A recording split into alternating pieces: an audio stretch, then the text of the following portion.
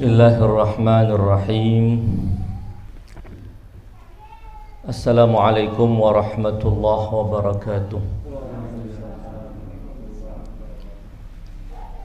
Alhamdulillahi rabbil alamin. Wabihi nasta'in. Wa sallallahu ala khairi khalqihi ajma'in, Muhammadin wa alihi at-tayyibin at-tahirin. Allahumma salli ala Muhammadin wa ali Muhammad. Ikhwan wa akhwat sekalian yang dimuliakan oleh Allah, alhamdulillah pada pagi hari ini Allah mempertemukan kita dalam sebuah majlis yang diadakan untuk mengenang hari wafat putri Rasulullah sallallahu alaihi wa alihi wasallam, yang mana hari wafat beliau tentu hari kesedihan bagi ahlul bait, sehingga kita pun sebagai para pecinta ahlul bait mengenang hari itu dengan ikut juga berbelasungkawa, berduka atas wafat putri tercinta Rasulullah sallallahu alaihi wa alihi wasallam tersebut, menghidupkan hari-hari bersejarah ahlul bait, hari kelahiran mereka, hari-hari wafat dan kesyahidan mereka adalah sebuah kesempatan bagi para pecinta ahlul bait untuk berkumpul dan membincangkan semua yang bisa kita sampaikan, kita bicarakan tentang keutamaan dan keagungan ahlul bait. Sebagaimana dengan berkumpul bersama para pecinta ahlul bait bisa mengokohkan hubungan spiritual mereka dengan para imam suci ahlul bait, dengan Fatimah Zahra salamullah alaihim, dengan baginda Rasulullah sallallahu alaihi wa alihi wasallam. Ketiga, bahwa kesempatan-kesempatan di mana kita dikumpulkan dan disatukan oleh ahlul bait dalam sebuah majlis adalah ajang bersilaturrahim, ajang untuk kita bertemu dan mengakrabkan serta mengeratkan hubungan kita sebagai para pecinta ahlul bait. Tentu andai tidak ada manfaat, andai tidak ada raihan kecuali kita berkumpul dan menyatukan hati kita dalam forum silaturahmi seperti ini, tentu itu sudah sebuah raihan yang sangat luar biasa. Apalagi dalam pertemuan-pertemuan seperti ini selalu dibincangkan, baik dalam pembicaraan resmi maupun dalam obrolan-obrolan kita sebelum dan setelah acara dilangsungkan, pembicaraan yang akan memperkenalkan berbagai sisi keutamaan ahlul bait, karena perbincangan para pecinta ahlul bait selalu terfokus kepada bagaimana memperkaya pemahaman kita tentang berbagai macam keutamaan ahlul bait.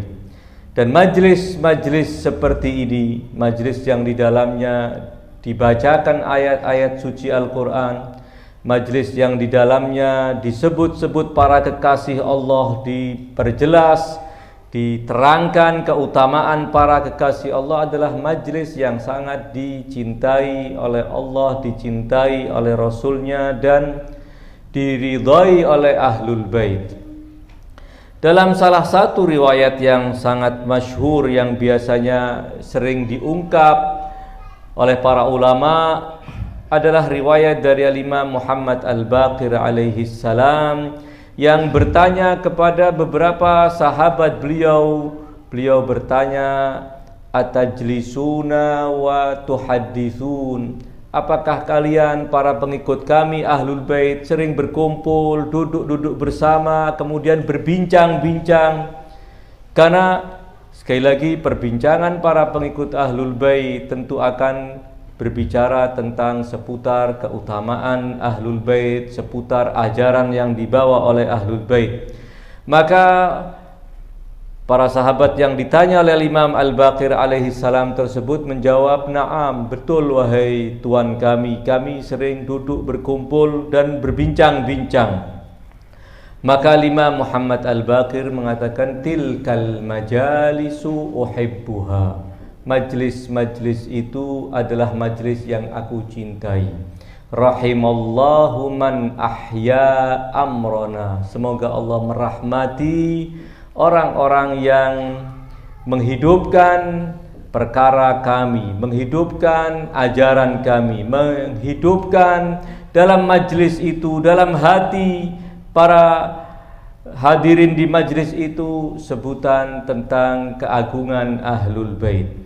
Dalam riwayat lain juga disebutkan bahwa majlis-majlis yang di dalamnya disampaikan firman Tuhan, ayat-ayat Allah, yang di dalamnya disampaikan hadis-hadis Rasulullah, hadis para imam yang menjelaskan ajaran Allah, yang menjelaskan keistimewaan para pembawa ajaran Allah. Majlis-majlis itu akan membawa keberkahan dengan dihidupkannya hati-hati mereka yang hadir di majlis itu.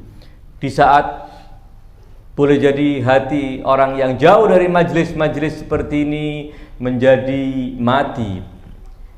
Sekali lagi, pertemuan-pertemuan seperti ini adalah pertemuan-pertemuan yang sangat diberkahi oleh Allah Subhanahu wa taala, dan kita yakin bahwa rahmat Allah pun akan tercurah kepada kita karena majlis yang di dalamnya disebutkan keutamaan Ahlul Bait adalah majlis yang mendatangkan rahmat Allah Subhanahu wa ta'ala.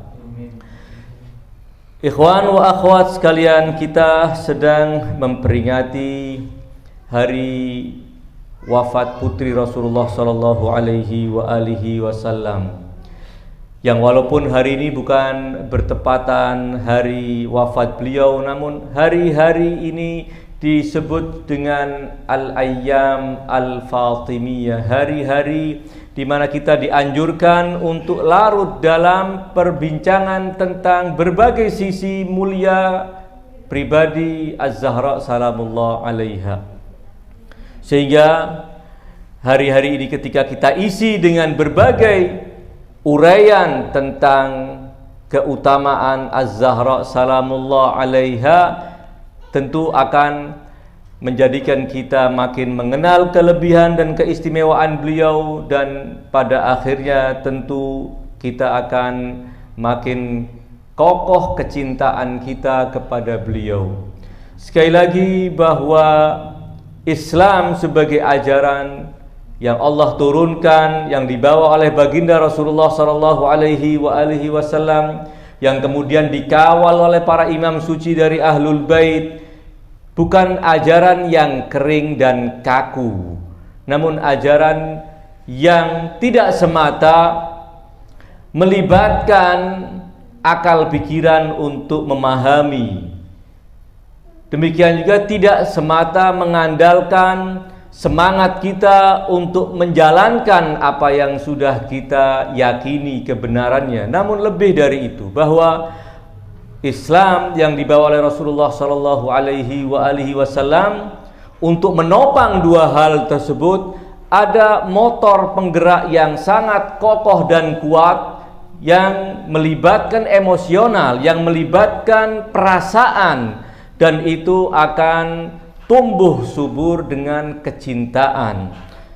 Karenanya salah satu dari sisi penting yang terselip dalam ayat yang memerintahkan kaum muslimin agar mencintai Nabi dan keluarga Nabi, tidak semata mengimani keutamaan-keutamaan Nabi dan keutamaan-keutamaan Ahlul Bait, tidak semata menjalankan perintah Nabi yang disampaikan oleh para imam suci Ahlul Bait. Salah satu dari yang terbesik dalam ayatul mawaddah yang memerintahkan kita untuk mencintai Ahlul Bait, qul la as'alukum alaihi ajran illal mawaddata fil qurba, dalam rangka menanamkan rasa cinta itu. Karena kecintaan itu yang akan melahirkan berbagai hal yang sangat luar biasa dalam semangat kaum muslimin untuk makin mendekatkan diri kepada Allah Subhanahu wa ta'ala. Jadi sekali lagi, tidak semata Islam meminta kita untuk memahami kebenaran kemudian mengimaninya. Tidak semata meminta dari kita setelah mengimani kebenaran menjalankan kebenaran. Namun ada sisi yang sangat penting, dan itu ditekankan dalam ayat yang menjadi kunci dari apa yang diminta oleh baginda Rasulullah kepada kita. Qul la as'alukum alaihi ajran illal mawaddata fil qurba.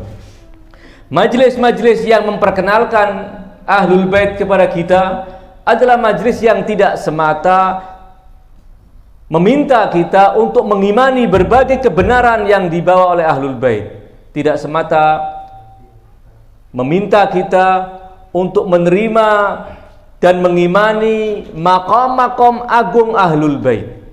Namun sekali lagi, lebih dari itu, kita melalui kecintaan kepada Ahlul Bait, Allah Subhanahu wa ta'ala menginginkan kita punya hubungan yang sangat erat, hubungan spiritual yang sangat kokoh dengan Ahlul Bait Al-Mustafa sallallahu alaihi wa alihi wasallam.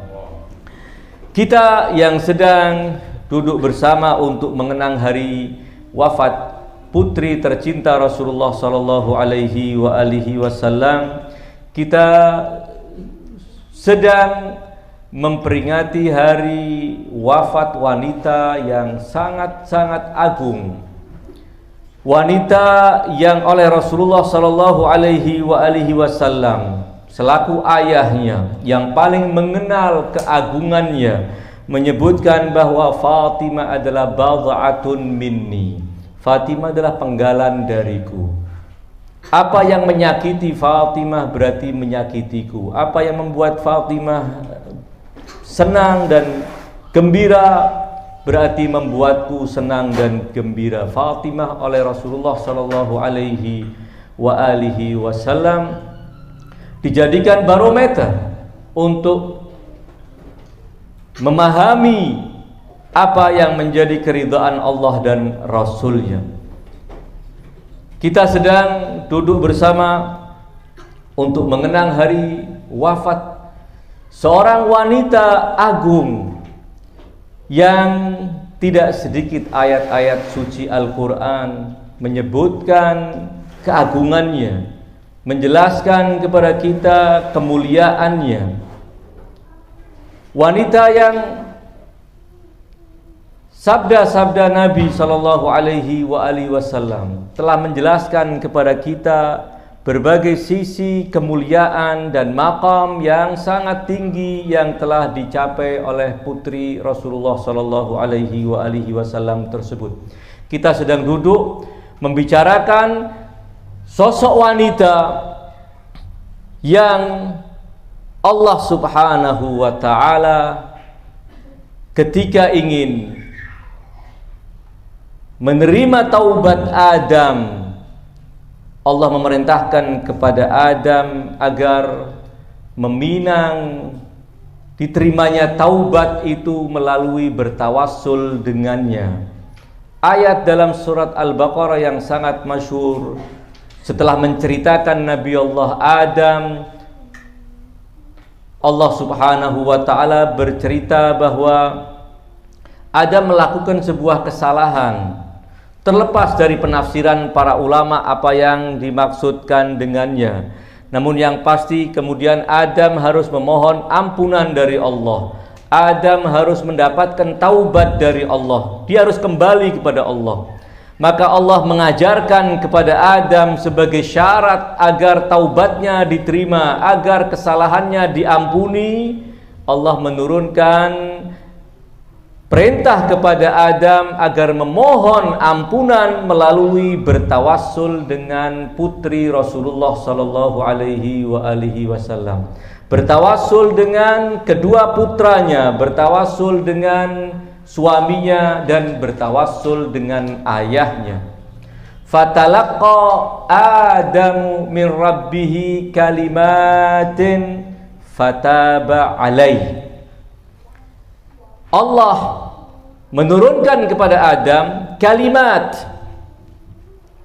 lalu kalimat itu diterima oleh Adam. Fatalaqa Adam min rabbih kalimat. Lalu setelah itu Allah menerima taubat Adam. Fataba alaihi. Ada beberapa riwayat yang disebutkan diantaranya oleh Jalaluddin As-Suyuti dalam tafsir Ad-Durrul Mansur ketika menjelaskan tentang ayat tersebut. Ada dua riwayat yang dia sebutkan yang menjelaskan bahwa Adam memohon kepada Allah dengan bertawassul melalui Nabi dan keluarga suci Nabi, melalui Nabi Muhammad, melalui Ali, Fatimah, Al-Hasan dan Al-Husain. Riwayat itu ingin saya bacakan dari kitab Ad-Durrul Mansur. Riwayat yang sedikit panjang dari Al-Imam Amirul Mukminin Ali bin Abi Thalib alaihi salam. Saya ambil bagian yang terkait langsung dengan apa yang ingin saya jelaskan. Maka Jibril alaihi salam mengajarkan kepada Adam agar ia memohon kepada Allah ampunan dengan bertawassul melalui Nabi Muhammad dan keluarga sucinya. Allama Jibril alaihi salam Adam. Jibril mengajarkan kepada Adam, qul, katakan wahai Adam, Allahumma inni as'aluka bihaqqi Muhammadin wa ali Muhammad.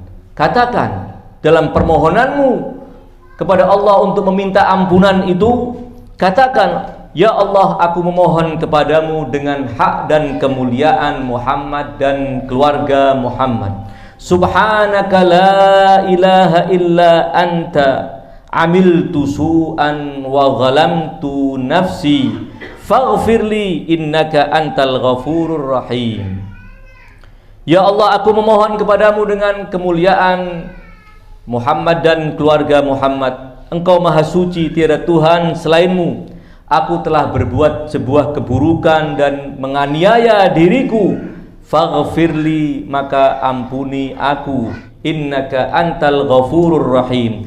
Allahumma inni as'aluka bihaqqi Muhammadin wa ali Muhammad. Ya Allah, aku memohon kepadamu dengan kemuliaan kedudukan Muhammad dan keluarga Muhammad. Subhanak, maha suci engkau. La ilaha illa anta, tiada Tuhan selainmu. Amiltu su'an wa ghalamtu nafsi fatub alayya, maka terimalah taubatku. Aku telah berbuat keburukan dan aku telah menganiaya diriku, maka terimalah taubatku. Innaka antat tawwabur rahim.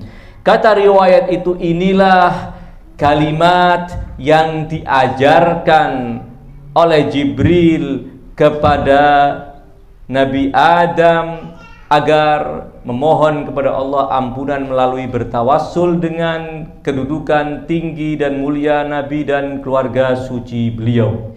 Riwayat kedua dari sahabat Ibn Abbas, dia berkata, Sa'altu Rasulullah, aku bertanya langsung kepada Rasulullah sallallahu alaihi wasallam anil kalimat, tentang kalimat yang disebutkan dalam ayat fatalaqa Adamu min rabbih kalimatin, yang karenanya kemudian fataba alaih. Maka Rasulullah bersabda menjelaskan, sa'ala bihaqqi Muhammadin wa Aliyin wa Fatimata wal Hasani wal Husain. Adam memohon kepada Allah, ya Allah, aku memohon kepadamu dengan hak Muhammad, dengan hak kedudukan Ali, Fatimah, Al-Hasan dan Al-Husain, agar engkau menerima taubatku. Fataba alai. Maka Allah kemudian menerima taubat Adam. Adam alaihi salam seorang nabi mulia, namun untuk mendekatkan diri kepada Allah, mendapatkan ampunan darinya, Adam bertawassul dengan manusia-manusia suci dari keturunannya, Muhammad, Ali, Fatimah, Al-Hasan dan Al-Husain alaihim afdhalus salati wassalam. Kita yang sekarang sedang duduk bersama, kita sedang mengenang manusia suci yang Adam alaihissalam bertawassul kepadanya untuk mendapatkan ampunan.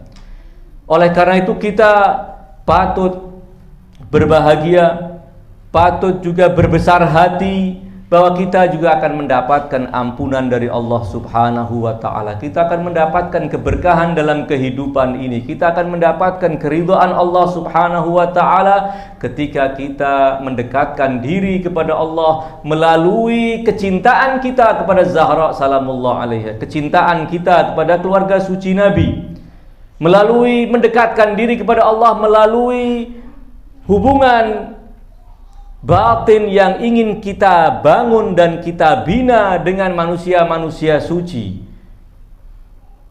Mendekatkan diri kepada Allah Subhanahu wa ta'ala dengan membangun hubungan batin yang kokoh itu melalui pengenalan kita kepada berbagai sisi keagungan dan kemuliaan mereka.